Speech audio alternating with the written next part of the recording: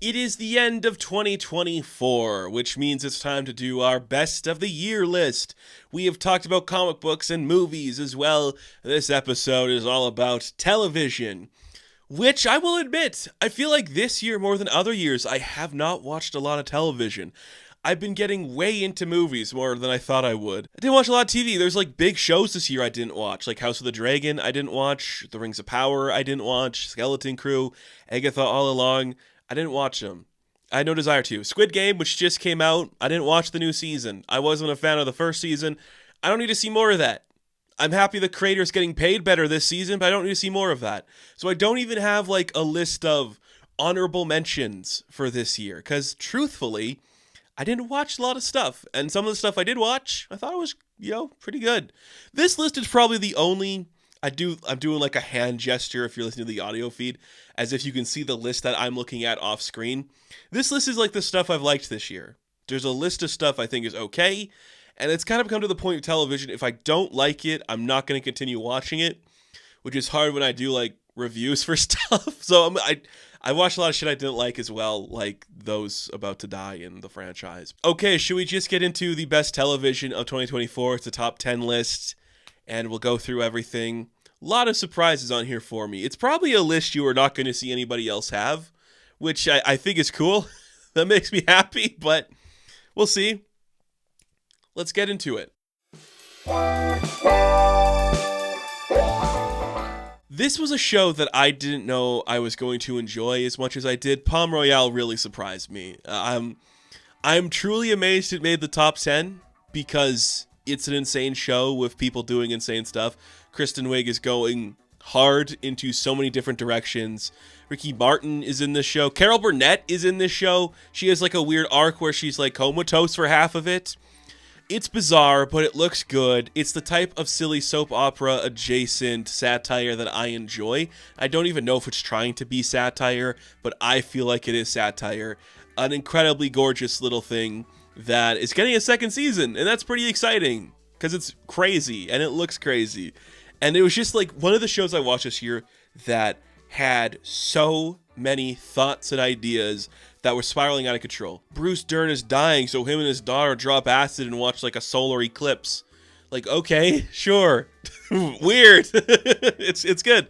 Palm Royale was really good, and it's based on a book. I never read the book, whatever.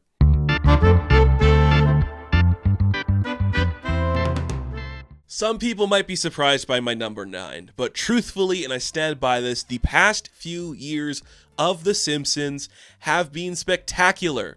They have been really good. This show has found its renaissance. Like last season, they did an episode about Larry the Barfly dying. This season opens up with like the finale and Conan O'Brien's hosting. It's like an AI wrote it. And from there, it's just been going and going and going. We even got like a special that came out around Christmas time. This season's been exactly what the show has needed. It's found its like niche audience now. It is so committed to like this specific type of humor. The animation almost feels more fluid than it has in like the mid seasons. It's seeing its resurgence. It's getting new life breathed into it, and I think that's so much fun, and it makes me smile. We're also saying goodbye to a cast member this season with Pamela Hayden stepping away from the role of Milhouse. Don't be surprised if that happens more regularly on the show. I just think The Simpsons is still good. It's something I've said for a long time. This season, such a strong opening, and it's just kept the momentum. Even if there's a couple highs and lows, it's still one of my favorite shows to watch this year.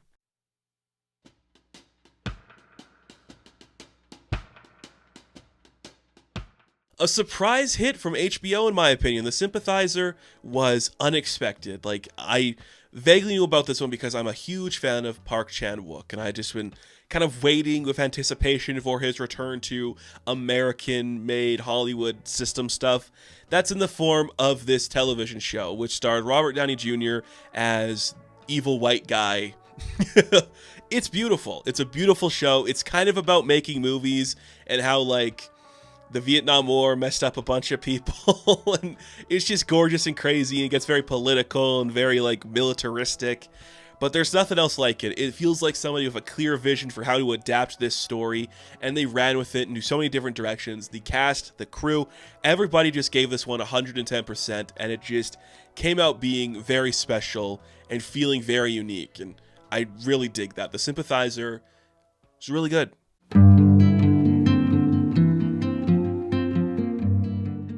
Number 7 is another one of those shows where I'm like, man, I'm amazed I enjoyed this one as much as I did. Mr. and Mrs. Smith. Donald Glover was attached to this project for a long time. It almost felt like it wasn't going to get made. And Phoebe Waller-Bridge was attached to it, but she dropped out, and then Maya Erskine stepped in. And I think it's all for the better. This was just very atmospheric and tonally slow about what does it mean for like this couple to actually exist in 2024. It's just very fascinating to see that happen.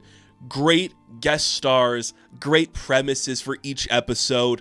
How does this relationship function and work? Do these people genuinely love each other, care about each other? How are feelings going to develop when this is what you have to do? It takes the premise of that original movie and does something way more interesting with it. Beautiful show with really hot leads. I really dig this one. I think it's an incredible watch.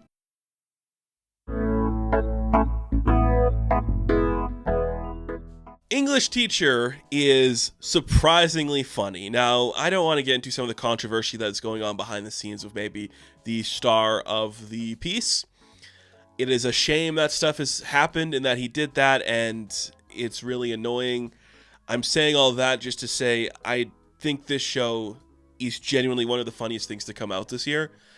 The humor is so clever, so specific, feels unlike a lot of stuff on television. There was like very early on comparisons saying this is trying to be like Abbott Elementary. It's not. It's going more towards like if you did It's Always Sunny in Philadelphia in Abbott Elementary. I know they're doing that crossover, but this is it.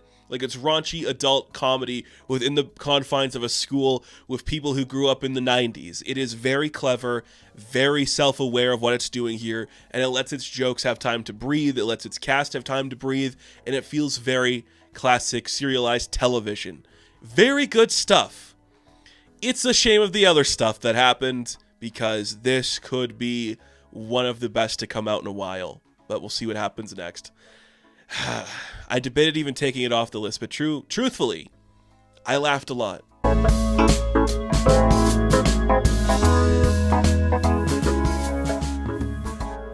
Hacks! It continues to go strong. It won an Emmy this year for Best Comedy. It finally beat The Bear. Hacks is so good. This show, I was there day one. I'm still here. It goes into so many silly, fun directions. We're going into exactly what you want to see from this type of show. I dig it so much. Hannah Einbinder, Gene Smart, they have found their niche, and they've made it work for a show like this. It is a very strong outing this season. Power dynamics are changing, relationships are changing, who's going to come out on top, and what does it mean to write for, television and like late night, which I think is very interesting. It's another show that we saw kind of make the pivot to talk about like late night over just like stand up, because that's what The Marvelous Mrs. Maisel did too in its final season. But Hacks has been like, no, we're going to do late night jokes now, and they're going to be funny, and it's actually going to work. And these two girls continue to impress me at every single turn. This show is awesome. It's coming back next year. Another TV show that has its next season coming out a year after the first one. It feels like it's been forever since that happened.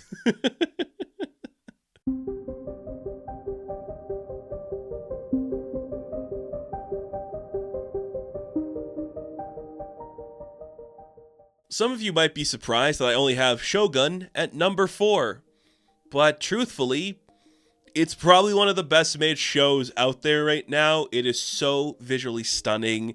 There was so much time and dedication and thought poured into everything going on in the show. The cast is incredible. The storyline is incredible. Adapting this work has been done before, and it's not easy. There's so much you have to get right and so much that you have to understand about the piece, and this adaptation really nailed it. It is absolutely stunning on every conceivable detail. I think the scripts are fantastic. I think the pacing is fantastic. It's so good they want to do another season, which is kind of insane. But Anasiwa just carrying this show in ways she couldn't do for the Godzilla show. I think it's incredible and shows you what somebody can do when they are given the time to make something special. That's what Shogun is. That's what this show was. So much fun. So beautiful, meticulous. Of all the big, like, epic, fantastical battle shows that come out this year, the ones I mentioned I haven't watched, this one is the best by far. So gorgeous.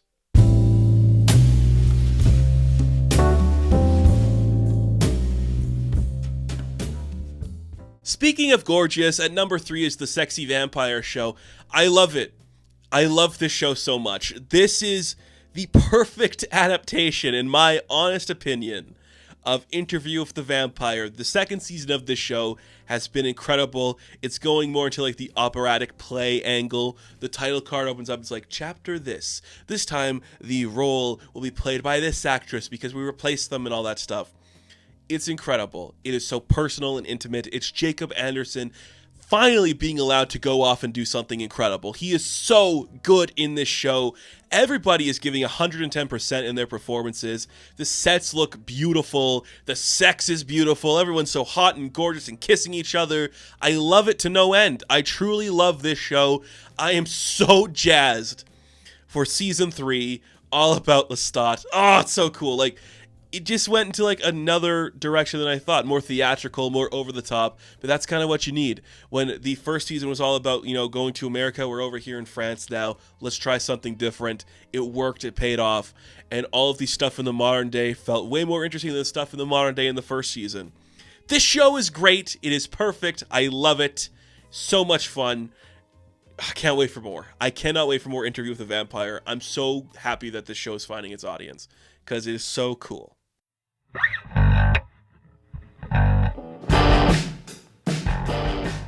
Number 2 is a TV show that stars Colin Farrell, but it is not the one I'm sure a lot of people were expecting to make this list. We're talking Sugar. Sugar, the Apple original series about Colin Farrell as John Sugar, a detective who's solving the case of this girl that's gone missing. This show is straight up made for me. It looks beautiful. The lighting techniques we use for like these digital cameras are beautiful. And then halfway through the show, a very unexpected, huge, monstrous twist shows up that changes the entire dynamic and brings us from like an 11 to a 12. This show is so gorgeous, so much fun. I love a good detective story. I love an actor so committed to a detective story, like Farrell is in here, just looking gorgeous and being like, I'm going to tell you what's happening right now and it's going to make sense. A great supporting cast. Amy Ryan doing some fantastic work, some of the best of her career. I think this show is incredible. It surprised me at every turn. I'm so happy with how much it did, how much I loved it, how much the twist worked for me and left me like gobsmacked, like, wow, we did that? Okay, I'm so happy for that. This is an incredible series, and I want more people to watch it. It is getting a second season, so that's great. Some of the most fun I had watching television this year, and is almost number 1, if not for the best show of 2024.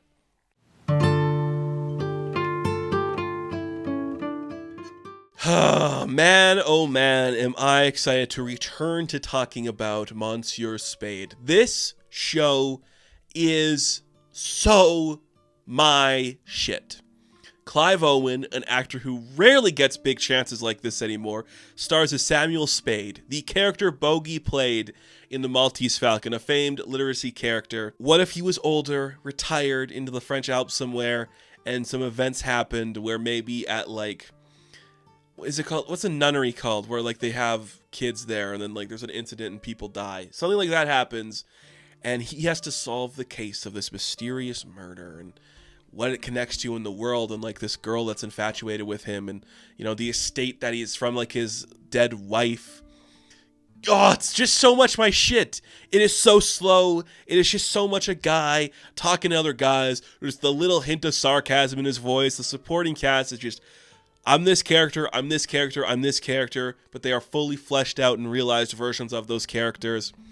It is brilliant. And it looks gorgeous, and it is Clive Owen committing to the bit. And I love to see that. There are a few actors who can pull off modern-day Humphrey Bogart. Clive Owen might be on the list of maybe 2. It is amazing and makes me happy. It is 6 episodes that came out from AMC that just had me going, this is what I want. This is what I want. This is a slow noir show that isn't taking itself into a satirical direction. We're building suspense until the ultimate payoff isn't like loud or explosive. It's quiet and contemplative, which is what these types of stories should be. It is so much fun. Monsieur Spade is easily my favorite television program of 2024. and I would be so excited if more of it came out. If not, these 6 episodes are so unique and fun. I like them so much. And that is the television of 2024. Good stuff all around. A lot of detectives being cool people. What was your favorite show of 2024? I'm very curious to hear what you have to say. It's probably The Penguin. I know. I personally liked The Acolyte. It just didn't make the list. It's still a good show, though. Whatever. Thank you all for watching this episode. Be sure to like and subscribe to the channel. As always, you can check me out on Instagram, TikTok, and Twitter. And of course, I will catch you in the next one. Have fun. Stay safe. Good luck.